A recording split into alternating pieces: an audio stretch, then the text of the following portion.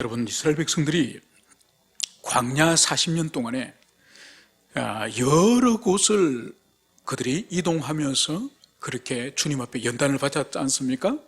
그 가운데서 가장 오랫동안 그들이 진을 치고 있었고, 그리고 가장 중요한 두 장소를 꼽으라고 한다면은 여러분은 어느 장소를 40년 동안 두 장소가 중요하다고 여러분들은 생각을 하십니까? 그러면 단연코 우리는 말할 수 있는 것이 바로 시내산과 그리고 모압 평지, 이 두 곳이 가장 오랫동안 머물기도 하였고 또 가장 중요한 의미가 있는 그런 장소라는 것을 우리가 알고 있습니다. 여러분, 시내산은 우리가 알다시피 이스라엘 백성들이 첫 번째 도착한 기착점이죠. 그곳에서 하나님과 언약을 먼저 체결하죠. 언약을 체결해서 하나님은 이스라엘 하나님이고 이스라엘은 하나님의 백성이 되기로 그렇게 피를 뿌리면서 언약을 체결하지 않습니까?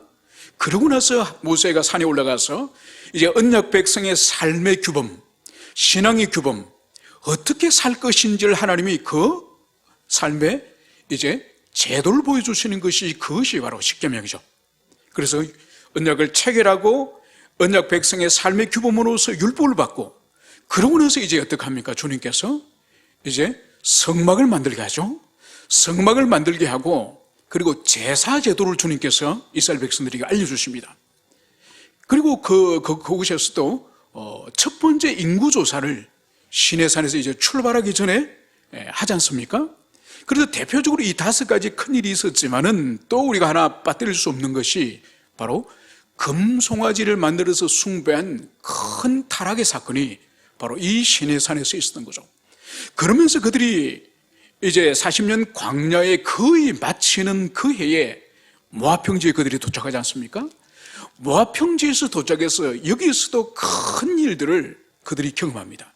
여러분, 모압 평지에서 대표적으로 한 7가지 정도의 큰 일을 우리가 생각해 볼 수 있는데, 첫 번째 큰 일은 그들이 모압 평지에 도착했을 때에 발람을 고용해서 이스라엘 백성들을 저주하려고 했던 사건이 이 모압 평지에서 있었습니다. 그 일을 실패하자 이제 이 발람이 이 모압과 이 미디안의 여자들을 유혹하여서 이 여자들 동원하여서 하나님 백성들을 유혹하고 우상 숭배에 빠뜨리는 것을 우리는 알고 있습니다. 그것이 이제 바알볼 사건이죠. 큰 죽음의 사건이 여기서 일어나고, 세 번째가 이제 여기서 두 번째 인구조사를 하게 되죠. 그러니까 인구조사를 해보니까 바로 그때에 주도적으로 참여했던 이 시몬 지파가 약 5만 명의 인구에서, 첫 번째 인구조사할 때는 5만 명의 인구에서 2만 2천 명으로 약 3분의 1로 감소된 것을 볼 수 있습니다. 그래서 세 번째 큰 일이 두 번째 인구조사를 이 모압 평지에서 한 것입니다. 그리고 여기서 인구조사가 끝나고 나서 무슨 일이 있었냐? 이제 이 민족의 리더십을 모세에게서 이제 이 여호수아에게 안수를 하면서 이 여호수아에게 하나님께서 리더십을 이양하게 한 것을 볼 수 있습니다. 그리고 5번째는 시내산에서 레위기를 통해서 철저하게 세밀하게 제사의 제도, 그리고 또 절기의 제도를 이미 40년 전에 하나님이 주셨지만은 다시 광야 2세대들에게 다시 제사 제도와 이 절기 제도를 다시 한번 여기서 강조하는 것을 볼 수 있는 거죠. 그 의미가 무엇이었습니까? 가나안 땅에서 정복하여 전쟁을 해서 땅을 차지하는 것보다 더 중요한 것이 바로 하나님과 이스라엘 백성과 관계, 이 관계가 바로 이 절기와 제사의 정신 속에 이 관계가 있기 때문에 주님은 전쟁을 하기 전에 반드시 이 2세대들에게 다시 하나님과 관계성 가운데서 이 예배, 제사를 다시 각인시켰다는 것을, 그것을 우리가 살펴봤습니다. 그러면서 이제 6번째가 바로 뭔가 하니까 바알볼 사건에서 이 미디안 여성들이 하나님의 백성들을 유혹하여서 죄짓게 한 이들을 이제 하나님께서 모세를 보내서 이들을 다시 정복하게 했지 않습니까? 그래서 미디안의 그 사람들을 완전히 진멸해버리도록 하나님이 이 미디안 정복 전쟁을 하게 한 것이죠. 그것이 끝나고 나서 무슨 일이 있었습니까? 바로 예기치 못하게 가나안 땅에 올라가서 요단강을 건너가서 땅을 이제 차지하고 정복 전쟁을 벌여야 될 텐데, 로벤 지파와 갓 지파가 이 요단 동편의 땅이 좋다고 우리를 건너가지 않게 하고 이 땅을 우리에게 주십시오, 그러면서 또다시 가데스 바네아에 또다시 그런 불신앙의 사건 같은 엄청난 폭풍우가 일어났습니다. 바로 그때 모세가 하나님 앞에 기도하고 또 하나님께서 허용하셔서 이제 동편의 땅을 분배한 것을 볼 수 있습니다. 이 7가지가 이 모압에서 있었던 아주 중요한 7가지의 사건인 것을 볼 수 있습니다. 여러분, 오늘 우리가 나눌 이 말씀은 연속성에 있습니다. 바로 여리고 맞은편 요단강과 모압 평지, 이 같은 지역을, 같은 장소를 오늘 오늘 세 수식으로 오늘 말씀하는 거죠. 그리고 그 표현이 동일한 장소를, 그리고 여리고 성 맞은편, 그리고 이곳은 요단 강가였고, 그리고 모압 평지였고, 그러니까 모압 평지를 지금 이 삼중적으로 오늘 수식하는 것을 볼 수 있습니다. 바로 이 모압 평지에서 하나님이 지금 이 말씀은 모세에게 지금 주시는 말씀인 것을 볼 수 있습니다. 오늘 하나님께서 모세에게 무엇을 말씀하느냐? 바로 이스라엘 자손에게 이제 이 모세에게 전달하기를 하나님께서 말씀하시는 것이 바로 너희가 이제 요단강을 건너 가나안 땅에 들어가거든 그 땅의 원주민들을 너희 앞에서 다 몰아내고 그 생인 석상과 부어 만든 우상을 다 깨뜨리며 산당을 다 헐고, 여러분 이제 이스라엘 백성들이 그 땅에 들어가서 해야 될 이 중요한 미션을 오늘 주님이 오늘 모세에게 말씀하십니다. 오늘 그것이 52절에 집중적으로 오늘 하나님이 말씀하고 있는데, 오늘 여기서 3가지를 주님이 말씀하십니다. 첫째가 뭐죠? 그 땅의 원주민을 다 몰아내고. 여러분, 첫째는 원주민들을 이제 너희들 앞에 다 몰아낼 것을 말씀을 하고 있습니다. 여러분, 이것은 뭐죠? 가나안의 7족속 원주민들이 있지 않습니까? 그 원주민과 하나님의 백성, 이스라엘 백성과 한 공간에서 공존을 하나님이 지금 허용하시는 겁니까? 공존을 허용하지 않는 것입니까? 절대로 공존하지 말라는 거예요. 여러분, 공존하지 말라는 것은 그것은 분명합니다. 그 다른 뜻이 아닙니다. 바로 이후에 등장하는 우상을 숭배하는 민족들이기 때문에 그들과 절대로 한 공간에서 공존하면서 살아가서는 안 된다는 것을 주님께 그것을 말씀을 하는 거죠.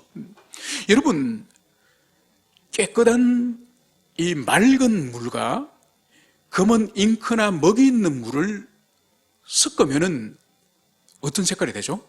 검은색이 됩니까? 아니면 맑은 색이 됩니까? 말할 필요가 없죠. 여러분, 맑은 물은 검은 잉크나 먹을 섞든지 빨간 잉크를 섞든지, 이 맑은 것은 다른 거와 섞이면 맑은 것은 반드시 잃어버립니다. 그 색깔을 잃어버립니다. 그러니까 이 맑은 색깔 외에, 흰 색깔 외에 다른 색깔로 동화되지 절대로 흰색으로, 맑은 색으로 동화되는 것은 절대로 없습니다. 해보십시오. 그래서 이 깨끗한 맑은 물에 다른 걸 섞거나 아니면 흰 물감에 다른 물감을 섞어버리면 흰색은 상실해버리고 맑은 물은 상실해버립니다. 물리적 세계도 그런 것처럼 영적 세계도 이 하나님을 경외하는 이 신앙의 사람과 불신앙의 사람들이 오랫동안 함께 섞여 살면은 반드시 이 신앙의 사람, 여호와의 백성들이 변질되는 것을 하나님이 아시거든요. 왜냐하면 하나님은 보이지 않기 때문에, 하나님을 진정으로 사랑하고 경외하지 않는 사람에게는 하나님은 안 계시는 것과 마찬가지예요. 그런데 우상은 눈에 보이도록 새겨서 만들고 부어서 만들고 황금칠을 하고, 그러니까 눈에 보이고 감각으로서 경험할 수 있는 것이 우상이에요. 여러분, 그렇기 때문에 하나님을 사랑하지 않고 경외하지 않는 사람에게는 영이신 하나님은 사실 안 계시는 것과 마찬가지라니까요. 그러니까 시간이 지나가면 당연히 우상을 섬기는 사람들에게 하나님의 백성들이 동화되는 것은 자연스러운 현상이라는 거죠. 하나님은 그걸 아시기 때문에 처음부터 같이 공존할 생각을 하지 마라. 그들 다 쫓아보내라. 주님은 그 말씀을 명백하게 말씀을 하신 거죠. 여러분, 이것은 오늘날 오늘날 우리에게 바로 적용할 수 있는 문제는 아닙니다. 오늘날은 다원주의 세상이지 않습니까? 그래서 우리가 예수 믿는 사람들끼리 관악산하에 얻은 큰 직장도 만들고 또 합숙소도 만들어가지고 예수 믿는 사람들이 다 관악산에 북한산하에 개토처럼 그렇게 만들어 살 수 없습니다. 우리는 다 우리의 시호가 가톨릭을 믿든지 불교를 믿든지 원불교를 믿든지 그 시호의 종교와 상관없이 우리는 그 직장에 들어갑니다. 그리고 우리 이웃집에 다른 종교를 가진 사람들이 살든지 말든지 우리는 그 아무 상관없습니다. 우리는 공간적으로 오늘날은 분리된 이동한 그런 삶을 살 수는 없습니다. 그러나 이 시대는 하나님이 이 가나안 땅으로 한 이 땅을 구별하여 주셨기 때문에 이 땅은 특별한 땅이죠. 여러분, 그래서 우리가 여기서 잠깐 볼 것은 구별된 땅, 즉 하나님의 성소로서의 땅에 대한 그 신학적인 개념들을 우리가 이해해야 됩니다. 첫 번째 우리가 이해할 것은 에덴 동산이에요. 에덴 동산. 여러분, 에덴이란 뜻이 뭡니까? 에덴, 기쁨, 희락이라는 뜻이요. 왜 에덴 동산이 기쁨이요 희락의 동산입니까? 바로 인간이 무죄한 상태에서 타락하기 이전에 바로 우리를 지으신 창조주 하나님, 그분과 에덴에서 함께 거닐면서 친밀한 인격적인 소통과 그 교통 가운데서 말할 수 없는 희락과 기쁨을 누리는 동산이 에덴이죠. 그런데 그 에덴에서의 우리 첫 인류의 삶이 얼마나 짧았습니까? 인간이 타락함으로 에덴에서 우리는 쫓겨남을 당하지 않았습니까? 왜 쫓겨남을 당하죠? 바로 우리 인간이 하나님을 더 이상 기뻐하지 못했던 거죠. 바로 우리가 범죄하여서 하나님이 에덴에 오셨을 때에 성경은 뭘 기록하고 있습니까? 하나님을 피하여서 나무 뒤로 숨는, 하나님을 두려워해 숨는 그런 관계가 되지 않았습니까? 그러면서 더 이상 우리에게 희락, 기쁨이 없기 때문에, 죄가 있기 때문에 우리 인간은 추방되어서 쫓겨나는 그런 존재가 되고 말았던 것이죠. 바로 이 에덴이 하나님의 영광과 하나님의 임재가 함께하는 그런 공간이기 때문에 죄와 더러움이 있는, 타락이 있는 인생들은 에덴에 갈 수 없죠. 그래서 이 에덴은 하나님의 영광과 임재가 존재하는 그런 공간이죠. 그러면서 이제 모든 인류는 이제 하나님께로부터 이제 쫓겨나서 사망과 저주 가운데 떨어지지 않습니까? 바로 이런 인류 가운데 특별히 하나님께서 한 민족을 장례적으로 이제 예배하기 위해서 한 사람, 한 가정을 부르시지 않았습니까? 그 사람이 바로 아브라함의 집안이죠. 그래서 이삭과 야곱을 통해서 큰 민족을 이제 주님께서 창설하시고, 그러면서 그 민족을 출애굽시켜서 어디로 인도했습니까? 신의 산으로 인도하셨죠. 그래서 지금까지 하나님을 모든 인류가 따랐다고 한다면은 이 아브라함의 후에 이 야곱의 자손, 한 민족을 이룬 이들을 하나님께서 이제 하나님 백성 삼으시기 위해서 이 신의 산에 하나님께서 하늘에서 내려오셨죠. 그래서 언약을 체결하고 율법을 주시고, 그래서 하나님이 지금까지는 하늘에 계셨지만은 이제 이스라엘 백성들 가운데 함께 거하시기 위해서, 이 땅에 임재하시기 위해서 주님께서 뭘 만드셨죠? 성막을 만드셨어요. 성막을. 그래서 이 신의 산의 그 아래 거대한 신의 광야에, 그 천막촌에 그 한중간에 성막을 만들지 않았습니까? 그래서 주님이 계시는 이 진, 이스라엘 백성의 진, 이 진은 거룩한 진이 되었죠. 그래서 우리가 민수기에서도 공부했던 것처럼 시체를 만졌거나 이제 피를 만졌거나 부정한 것을 만진 사람은 이 진 속으로 들어가면 됩니까? 안 됩니까? 안 되죠. 그죠? 끊어집니다. 저주를 받습니다. 그래서 붉은 암송아지의 그 잿물을 가지고 정결케 하게 하여서 진 속으로 7일 후에 들어갈 수 있는 거죠. 바로 뭔가 하니까 하늘의 하나님께서 이 땅에 내려오셔서 이스라엘 백성과 함께 거하시기 때문에 하나님 함께 계시는 이 진 전체가 이제 거룩한 하나님의 처소가 된 거죠. 여러분, 그래서 이제 이 성막이 드디어 가나안 땅으로 이제 들어가지 않습니까? 들어가게 되면 이 가나안 땅이 하나님이, 하늘의 하나님이 이 땅에 내려와 계시는 곳이기 때문에 이 가나안 땅이 어떤 곳이라고요? 이 가나안 땅 전체가 거룩한 하나님의 땅이 되는 거죠. 여러분, 그렇기 때문에 이 가나안 땅에서는 절대로 우상 숭배라든지 죄를 용납하지 말도록 주님께서 오늘 그것을 여기서 당부하는 거예요. 그래서 그 땅에 살고 있던 우상 숭배하던 원주민들은 다 처음부터 시작할 때부터 다 내보내고 다 쫓아보내고 하나님 백성들만 그 땅에서 출발하도록 주님이 그것을 여기서 말씀하는 것을 볼 수 있습니다. 그러면서 이제 새긴 석상과 푸 만든 우상을 다 깨뜨리며 산당을 다 헐고, 여기서 계속적으로 주님께서 세 번씩이나 그죠? 이것은 하나도 남김없이. 그래서 여기서 이것은 주로 돌로 쪼아서 만든 그런 우상을 말하겠죠?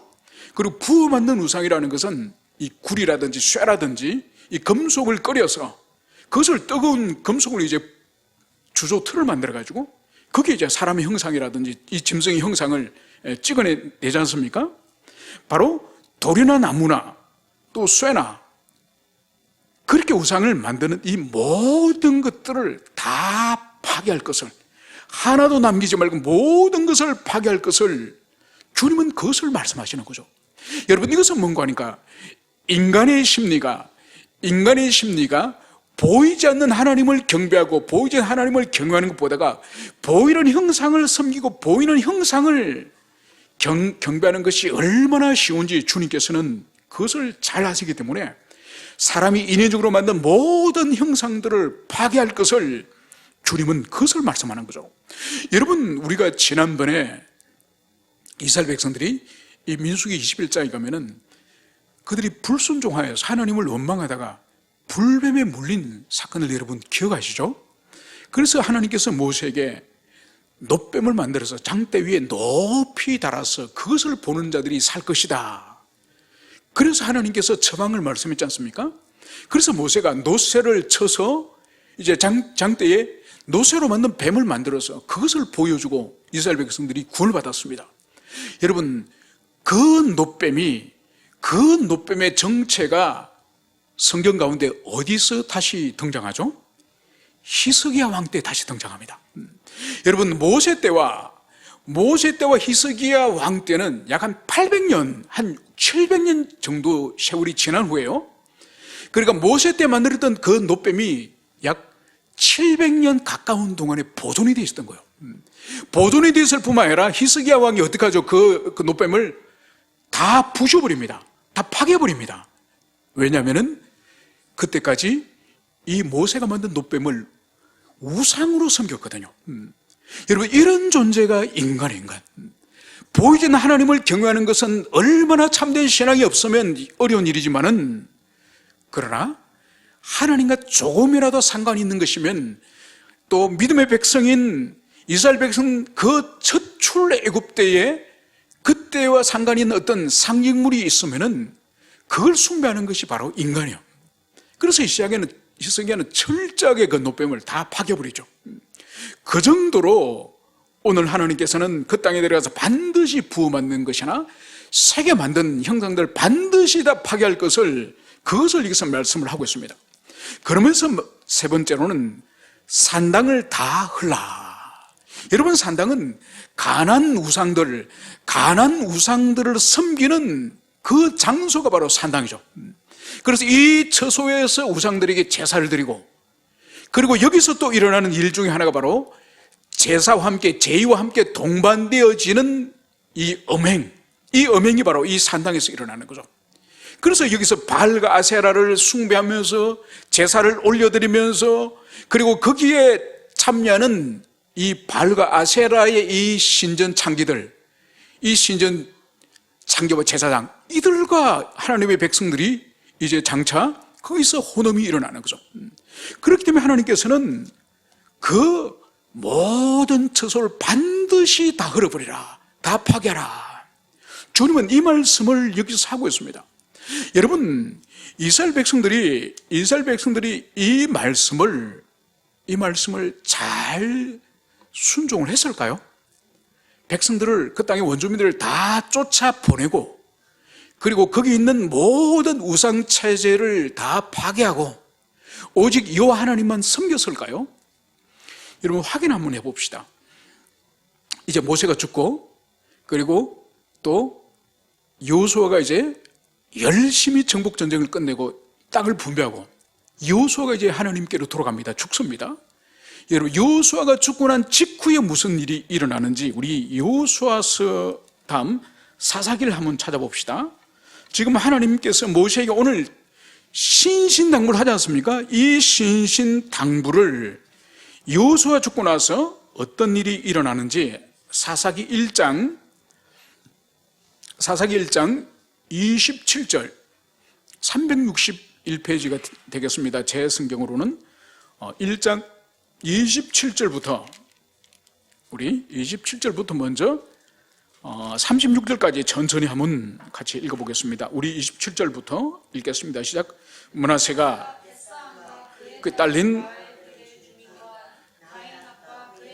마을 그의 딸린 마을들의 주민들과 머깃도와 그의 딸린 마을의 주민들을 쫓아내지 못하며 가나안 쪽이 결심하고 그 땅에 거주하였더니 이스라엘이 강성한 후에야 가나안 족속에게 노역시켰고 다 쫓아내지 아니하였더라. 네, 일단 좀 봅시다. 지금 보세요. 므낫세 지파가 지금 어떻게 했죠? 이 원주민들을 어떻게 했죠? 쫓아내지 못하였고, 쫓아내지 못하니 이 가나안 원주민이 어떻게 했다고요? 작심을 하고 결심을 하고 그 땅에 지금 거주하는 거예요. 그러면서 이제 이 이스라엘 자손이 나중에 이제 힘이 강성해진 거예요. 강성했으면 어떻게 되면 쫓아보내야 되죠? 쫓아보내지 않고 이 사람들 어떻게 했습니까? 노역으로, 자신들의 노예로 부려먹는 거예요. 이건 무슨 말인가요? 지금 같은 공간에 공존하기로 작정했다는 거죠. 그죠? 자, 또다시 봅시다. 29절 에브라임을 이제 봅시다. 에브라임이 게셀에 거주하는 가나안 족속을 쫓아내지 못하며 가나안 족속이 게셀에서 그들 중에 거주하였더라. 스불론은 기드론 주민과 날론 주민을 쫓아내지 못하였으므로 가나안 족속이 그들 중에 거주하면서 노역을 하였더라. 이 보십시오. 또 쫓아내지 못하고 그 원주민들을 또 종으로 부려먹는 거예요. 종으로.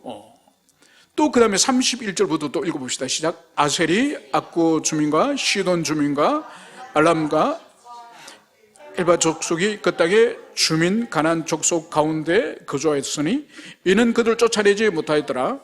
납달리는 베세메스 주민과 베아나 주민을 쫓아내지 못하고 그 땅의 주민 가나안 족속 가운데 거주하였으니 베세메스와 베아나 주민들이 그들에게 노역을 하였더라. 아모리 족속이 단저손을 산지로 몰아넣고 골짜기에 내려오기를 용납하지 아니었으며 결심하고 에알론산과 거주하였더니 요셉의 가문의 힘이 강성하며 아모리 족속이 마침내 노역을 하였으며 아모리 족속의 경계는 아그리빔 비탈 바위로부터 위쪽이었더라. 보십시오. 지금 여기서 보여주는 이스라엘 지파들의 행동이 뭔가요? 다 그 땅의 원주민들을 쫓아내지 못하고 함께 공존하는 거예요. 공존하다 힘이 좀 세지면 어떡합니까? 쫓아내야 되는데 쫓아내지 않고 자신들의 노예로 종으로 부리는 거예요. 그리고 특히 여기 단 지파를 보십시오. 단 지파. 이 단 지파는 어떻게 됐습니까? 이들이 오히려 원주민들에게 쫓겨서 산지로 쫓겨 올라갑니다. 완전히 하나님이 그 땅에 주인으로서 하나님 백성을 주셨는데 오히려 원주민들이 주인 행세를 하고 이 단지파는 원주민들이 쫓겨서 이 척박한 산지로 쫓겨 올라가는 이 모습을 여기서 보여주고 있습니다. 그러니까 여호수아가 죽고 나니까 완전히 이들이 무질서해버리고 사명을 잊어버리고 이들이 게을러 터진 것을 여기서 볼 수 있습니다. 그래서 하나님이 이제 어떻게 하느냐, 2장 1절에서 3절 우리 세 구절의 말씀을 우리 함께 읽도록 하겠습니다. 시작. 여호와의 사자가 길갈에서부터 복임으로 올라와 말하되 내가 너희를 애굽에서 올라오게 하여 내가 너희의 조상들에게 맹세하였으므로 들어가게 하였으며 또 내가 이르기를 내가 너희와 함께한 언약을 영원히 어기지 아니하리니 너희는 이 땅의 주민과 언약을 맺지 말며 그들의 재단을 흘러하였거늘 너희가 내 목소리를 듣지 아니하였으니 어찌하여 그리하였느냐. 그러므로 내가 또 말하기를 내가 그들을 너희 앞에 쫓아내지 아니하리니 그들이 너희 옆구리에 가시가 될 것이며 그들의 신들이 너희에게 올무가 되리라 하였노라. 아멘. 이제 하나님께서 사자를 보냈습니다. 여호와의 사자가 왔습니다. 그래서 이들의 지금 이 불성실, 언약에 대한 불성실, 이것을 지금 탄핵을 하고 있죠. 왜 너희들이 쫓아내려느냐. 그래서 내가 그들을 남겨두면은 바로 너희 눈에 가시가 되고 너희 꿀에 찌르는 찔레가 될 것임을 내가 말하지 않았냐. 주님이 그러면서 여기서 강력하게 지금 책망을 지금 하시는 거죠. 그래서 이제 남겨둔 그들의 신이 이제 너희들에게 올무, 즉 너희들의 함정이 될 것이다. 여러분, 이것이 이 사사기를 시작하는 이 초도에 하나님께서 이제 이 사사기가 앞으로 어떻게 펼쳐질지 그것을 보여주는 것이라고 할 수 있습니다. 우리 한 군데만 더 찾아봅시다. 우리 사사기 이제 3장 7, 8절과 12절과 13절과 14절 우리 두 군데를 한번 더 찾아봅시다. 3장 우리 7, 8절 우리 읽습니다. 시작. 이스라엘 자손이 여호와의 목전에 악을 행하여 자기들이 하나님 여호와를 잊어버리고 바알과 아세라를 섬긴지라. 여호와께서 이스라엘에게 진노하사 그들을 메소포타미아 왕 구산 리사다임과 손에 파셨으므로 이스라엘 자손이 구산 리사다임을 8년 동안 섬겼더니, 아멘. 보십시오. 이들이 하나님께 불순종하고 죄를 계속 행하니까, 또 하나님을 잊어버리니까 하나님이 이제 어떻게 하죠? 이 바알과 아세라를 섬기는 이들을 향해서 이제 메소포타미아 왕 구산 다리오에게 이 민족을 팔아버린 거예요. 노예로 팔아버린 거예요. 8년 동안. 여러분, 또 한 군데를 읽어보겠습니다. 12절, 13절, 14절 우리 한 군데 더 읽겠습니다. 시작. 이스라엘 자손이 또 여호와의 목전에 악을 행하니라. 이스라엘 자손이 여호와의 목전에서 악을 행함으로 여호와께서 모압 왕 에글론을 강성하게 하사 그들을 대적하게 하시며 에글론이 암몬과 아말렉 자손을 모아가지고 와 이스라엘을 쳐서 중나무 성읍을 점령한지라. 이에 이스라엘 자손이 모압 왕 에글론을 18해 동안 섬기니라. 아멘. 여러분, 또 보십시오. 또 계속적으로 불순종하니, 이 앞에 악을 행하니 하나님께서 어떻게 하신다고요? 바로 주변에 있는 이 모압 왕을 통해서 이제 18년 동안 이들이 비참한 이 식민지배, 노예의 삶을 살도록 주님이 그것을 허용하였음을 볼 수 있습니다. 여러분, 그래서 정확하게 하나님께서는 불순종하는 자들에게 눈에 가시가 찌르면서 얼마나 고통입니까? 옆구리 가시가 되는 것처럼 반드시 주변 민족과 나라를 사용해서 큰 고통에 빠뜨리는 것을 여기서 볼 수 있습니다. 이제 다시 본문으로 이제 돌아오면은 이제 이 경고를 하시고 나서 이제 주님께서는 이제 53절에서 그 땅을 점령하여 거기 거주하라. 그 땅을 너희 소유로 너희에게 주었습니다. 너희의 종족을 따라 그 땅을 제비 뽑아 나눌 것이니 수가 많으면 많은 기업을 주고 적으면 적은 기업을 주되 각기 제비를 뽑은 대로 그 소유가 될 것인저. 이제 이스라엘 백성들이 그 땅에 들어가서 이 땅을 분배하는, 기업을 분배하는 원칙을 또다시 주님이 말씀하십니다. 여러분, 이것은 2차 인구조사를 하고 나서 주님이 그때 말씀하셨거든요. 인구가 많은 지파에게는 넓은 땅을 주고 인구가 적은 지파에게는 적은 땅을 주고, 그리고 가나안 땅 전체 가운데서 어느 위치에 땅을 받을 것인지는 제비를 뽑아서 그것을 선택하라. 주님이 그 말씀을 하셨습니다. 그리고 또다시 여기서 오늘 한 번 더 다시 주님이 말씀하시는 거예요. 여러분, 왜 반복적으로 말씀을 하실까요? 그만큼 이 기업, 토지를 분배받는 일이 얼마나 중요한지 이것을 하나님께서는 아시기 때문에 주님께서 다시 반복적으로 말씀하시는 것을 볼 수 있습니다. 여러분, 어느 나라나 어느 민족이나 역사 속에서 이 토지의 분배 문제는 이것은 엄청 중요합니다. 여러분, 2차 대전이 끝나고 나서 전 세계적으로 한 150개의 나라가 이제 독립을 했지 않습니까? 그 독립한 나라 가운데서 토지 개혁을 성공한 나라는 한 두 나라밖에 없습니다. 한 나라가 대만, 한 나라가 대한민국이에요. 여러분, 우리나라 같은 경우에도 한국 전쟁이 50년도 6월 달에 일어나지 않습니까? 그해 3월 달에 토지 개혁이 완료가 돼요. 그래서 이것은 우리 2000년 이 한국 땅, 이 한반도 안에서 초유의 사태가 바로 모든 농민들이 자기 땅을 소유하는 것이 2000년 우리 역사 속에 처음 있는 일이에요. 그래서 이 토지는 단순한 신분의 변화와 권력의 변화를 넘어서서 이건 엄청난 세상이 뒤집어지는 일이었죠. 그래서 3달 후에 한국 전쟁이 일어났지만은 북한에서는 전쟁을 쳐 내려가면은 많은 농민들이 이 손을 들고 인민군을 반길 거라고 생각했지 않습니까? 그런데 웬걸 아무도 반기지 않죠. 왜 그랬을까요? 이미 자기 땅을 토지개혁을 통해서 자기 땅을 다 이제 분배를 받았기 때문에 그 땅을 자기가 지키려고 이 농민들도 목숨을 걸고 자기 땅을 지킨 거죠. 여러분, 그래서 이 토지개혁의 성공으로 말미암아서 이것이 장차 우리 사회의 이 산업화 그리고 민주화의 토대가 이 토지개혁의 성공, 이것이 불러온 거예요. 대만도 마찬가지예요. 그래서 이 토지개혁이 어느 나라든지 매우 난해한 문제고 매우 어려운 문제고, 이것을 잘못하면 내전이 일어난다든지 엄청난 갈등을 일으키기 때문에 이것은 매우 어려운 일이죠. 그래서 주님께서 말씀하셨지만은 또다시 여기서 땅을 어떻게 분배할 것인지 원칙과 원리를 또다시 주님께서 여기서 말씀하시는 것을 볼 수 있습니다. 그러면서 이제 주님께서는 이제 마지막 35절과 36절이 너희가 만일 그 땅의 원주민들을 너희 앞에 몰아내지 아니하면 너희가 남겨둔 자들이 너희의 눈에 가시와 너희의 옆구리에 찌르는 것이 되어서 너희가 거주하는 땅에서 너희를 괴롭게 할 것이요 나는 그들에게 행하기를 생각한 것을 너희에게 행하리라. 잠시 전에 우리가 사사기에서 읽었던 것처럼 남겨두면은 반드시 너희들의 눈에 가시가 되고 너희 옆구리를 찌르는 찔레가 될 것임을 주님은 여기서 말씀하는 거죠. 그래서 우리가 사사기를 확인해 본 결과 역사 속에서 어떻게 됐다고요? 그 말씀을 비껴갔습니까? 아니, 그 말씀이 그대로 성취되었습니까? 그대로 성취되는 거죠. 여러분, 하나님이 경고하시고 하나님이 말씀하시는 것은 오차가 없습니다.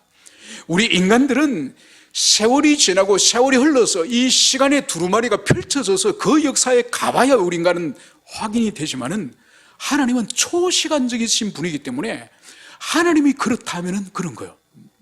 그래서 믿음의 사람은 다른 것이 아닙니다. 믿음의 사람은 하나님의 말씀을 조금도 의심하지 않고, 하나님은 진실하시고 선하시고 의로우신 분이시기 때문에 그분의 말씀은 반드시 이루어질 것이고 반드시 선하다는 것을 그냥 의심하지 않고 시험하지 않고 아멘, 이 따라오는 그 사람이 가장 세상에서 복된 사람이고 믿음의 사람이죠. 그래서 우리 인격이 중생을 하고 회심을 하고 우리 인격이 본질적으로 변화가 되면은 가장 복된 우리 인격의 변화가 뭔가 하니까 하나님 말씀에 대한 더 이상 의심을 하지 않는다는 거예요. 물론 수시로 의심을 또 하지만은, 그러나 그 줄기에 있어서는 하나님의 말씀에 대해서 더 이상 큰 의심은 사라집니다. 그리고 어찌하든지 간에 이 말씀이 가장 우리를 복된 자리로 인도하고 이 말씀에 순종하는 것이 가장 나에게 지복을 주님이 주신다는 것을, 그것을 믿는 사람이 바로 믿음의 사람이죠. 그래서 믿음이 점점 견고해지고 믿음이 강해지고 더 믿음이 순결해지는 사람이라는 것은 다른 것이 아니라 바로 하나님이 주신 이 계시의 말씀, 이 계시 말씀에 대한 의심 없이 그대로 받아들이는 인격이 바로 순결한 믿음을 가진 사람이라고 볼 수 있는 것이죠. 그래서 오늘 하나님께서는 이 하나님의 말씀에 불순종하는 이 이스라엘 백성들에게 오늘 어떠한 징계를 주신다고요? 마지막 절, 바로 나는 그들에게 행하기로 생각한 것을 너희에게 행하리라. 여러분, 이게 무슨 말씀입니까? 지금 이스라엘 백성들이 들어가서 이 가나안 원주민들을 쫓아내고 그들을 진멸하고 그들에게 어떤 전쟁을 통해서 그들을 삼키는 이 무시무시한 이 정복 전쟁을 이스라엘 백성들이 할 거지 않습니까? 하나님의 은혜를, 능력을 통해서. 그런데 오늘 주님께서는 너희들이 만약 그 일을 하지 않으면, 원주민을 쫓아내지 않고 우상을 파괴하지 않고 산당을 헐지 않으면은 내가 원주민들에게 하려고 했던 그 형벌, 그 징계를 너희에게 하겠다. 주님은 이 말씀을 하시는 거죠. 여러분, 이것이 얼마나 무시무시한 말씀입니까? 여러분, 하나님의 백성, 하나님의 자녀라고 하여서 하나님의 징계로부터 예외가 아니에요. 하나님은 하나님의 백성, 하나님의 자녀를 할지라도 주님의 뜻에 올바르지 않으면 반드시 징계의 대상이요 형벌의 대상인 것을 오늘 여기서 분명히 말씀하는 거죠. 그들에게 행할 것을 내가 너희에게 행하겠다. 주님은 이 말씀을 하시는 것을 볼 수 있습니다. 여러분, 이것을 구체적으로 주님이 어떻게 말씀하셨는지 우리 레위기를 한 군데를 우리가 찾아보면서 말씀을 마치고자 합니다. 우리 레위기 18장 24절. 이제 이스라엘 백성들이 하나님이 계시는, 하나님이 성소에 계시고, 그리고 하나님이 에덴에 계셨고, 그리고 하나님이 드디어 이 가나안 땅에 하나님이 임재하셔서 이 가나안 땅 전체가 하나님의 성소와 같은 이 거룩한 이 땅을 만약 더럽히면은 하나님이 어떻게 하시는지 18장 레위기 18장 24절부터 30절까지를 우리가 함께 읽도록 하겠습니다. 시작. 너희는 이 모든 일로 스스로 더럽히지 말라. 내가 너희 앞에서 쫓아내는 족속들이 이 모든 일로 말미암아 더러워졌고 그 땅도 더러워졌으므로 내가 그 악으로 말미암아 벌하고 그 땅도 스스로 그 주민을 토하여 내리라. 그러므로 너희 곧 너희의 동족이나 혹은 너희 중에 거류하는 그루민이나 내 기류와 내 법도를 지키고 이런 가증한 일을 하나라도 행하지 말라. 너희가 전에 있던 그 땅 주민이 이 모든 가증한 일로 행하여 그 땅도 더러워졌느니라. 너희도 더럽히면 그 땅이 너희가 있는 전 주민을 토함같이 너희도 토할까노라. 이 가증한 모든 일을 행하는 자는 그 백성 중에서 끊어지리라. 그러므로 너희는 내 명령을 지키고 너희가 들어가기 전에 행하던 가증한 풍속을 하나라도 따름으로 스스로 더럽히지 말라. 나는 너희의 하나님 여호와니라. 아멘. 여러분, 이 18장은 어떤 계명인가 하니까 성풍속에 대한 말씀이 이 레위기 18장이요. 그래서 성적인 부분에 있어서 이런 성관계를 가지지 말라 쫙 나열을 합니다. 그러면서 오늘 이 18장 말미에 오늘 이 말씀을 주시는 거예요. 오늘 주님께서 무엇을 말씀하시죠? 바로 너희들이 들어가기 전에 그 땅에 살고 있던 원주민들이 이런 더러운 짓을 하였다. 그러니까 거기는 동성애도 포함되고 짐승과 관계를 맺는 수간도 포함되고 그리고 관계를 맺어서 안 되는 인척관계도 거기에 다 나열되어 있고, 그래서 이 모든 악한 일을 그들이 하였으므로 바로 이 땅이 그 원주민들을 토해냈다. 마치 우리 몸에 해로운, 우리 몸에 먹어서는 안 되는 음식을 먹으면 어떻게 우리 몸의 육체가 반응합니까? 토사광단을 하죠. 밖으로 토해내고 그렇게 독을 뿜어내듯이, 여러분, 오늘 하나님께서 이스라엘 백성들이 그 원주민들이 이 더러운 짓을 하여서 결국은 하나님으로부터 저주를 받고 형벌을 받고 그 땅이 그들을 토해내었다. 이 말씀을 여기서 하는 거죠. 그래서 너희들도 원주민들이 했던 그 더러운 짓을 너희들도 하면은 너희도 그 땅에서 토해냄을 당할 것이다. 주님이 이 말씀을 여기서 하는 거죠. 여러분, 오늘 이 말씀을 우리가 가만히 볼 때에, 여러분, 이 말씀은 특별히 이 성적 범죄에 관련되는 말씀인 것을 볼 수 있습니다. 여러분, 이 가나안 땅에 들어가서 오늘 하나님께서 이스라엘 백성들에게 오늘 이 민수기 33장에 주신 이 말씀은 그 땅에서 죄와 악을 용납하지 말라는 거예요.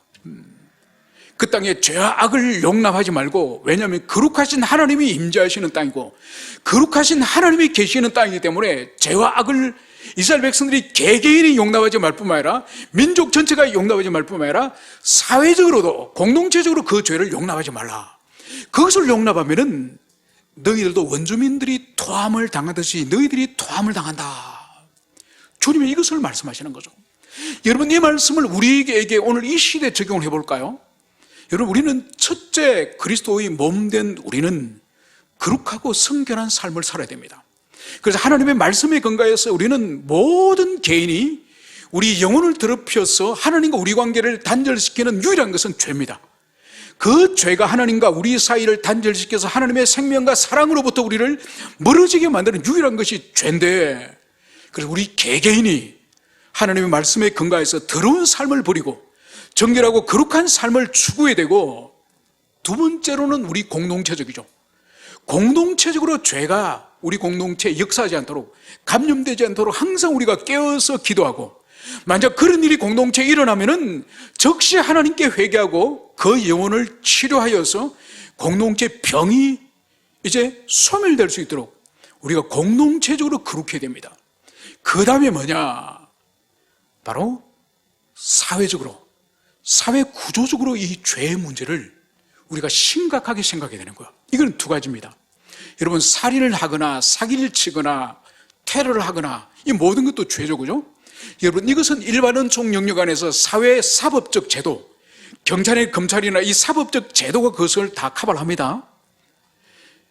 이거 말고 명백한 사법적인 영역 말고 애매한 부분이 있습니다. 특히 오늘 이 레위기 18장과 관련되는 거예요. 자, 오늘날 보세요. 간음, 간통. 사회적으로는 그것이 사법적 처벌의 대상입니까? 대상 아니에요. 여러분, 남자가 남자와 성관계를 가지고 여자가 여자와 성관계를 가진 이 동성애 오늘날 사회 처벌합니까? 처벌 안 해요. 안 합니다. 여러분, 이런 영역이 오늘날 얼마나 많은지 모릅니다. 여러분, 이것은 개인이 하는 문제를 넘어서서 이것은 사회적으로 사회를 타락시키고 이것을 또 사회적으로 많은 사람들이 이 악한 풍습을 쫓아갈 수 있기 때문에 여기에 대해서는 사회는 말하지 않습니다. 세상은 말하지 않습니다.